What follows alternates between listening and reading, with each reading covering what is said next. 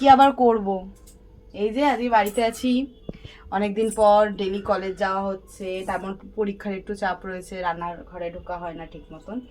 So chicken ready হয়ে গেছে, এই যে চিকেন কষা কষা করে, একদম চিকেন কষা কষা ঠিক হয়নি, মানে ঝোল ঝোল আর কি, মানে চিকেন কারি বলতে পারেন। আর যেটা আমাদের টপ মোস্ট খাওয়ার, আলু ভাজা, পাঁচফোড়ন দিয়ে শুকনো লঙ্কা দিয়ে আলু ভাজা হবে। পাবদা মাছ আছে। এবার ব্যাপারটা হচ্ছে পাবদা মাছ আমাদেরটা হবে সর্ষে বাটা দিয়ে, কিন্তু আমার ঠাকুমা আছে, ঠাকুমার জন্য হবে মানে জিরে বা কালো জিরে ফোড়ন দিয়ে একটা পাতলা ঝোল মতন করব। আর এই যে টমেটোটা কাটছি, পাবদা মাছের মানে সর্ষে বাটা দিয়ে যেটা হবে সেটার মধ্যে ইচ্ছা আছে একটু পেঁয়াজ টমেটো দিয়ে আজকে পাবদাটা করার, দেখি কেমন হয়। অনেকেই দেখেছি এই রেসিপিটা ট্রাই করতে, বাট পেঁয়াজ দিয়ে কখনো ট্রাই করা হয়নি।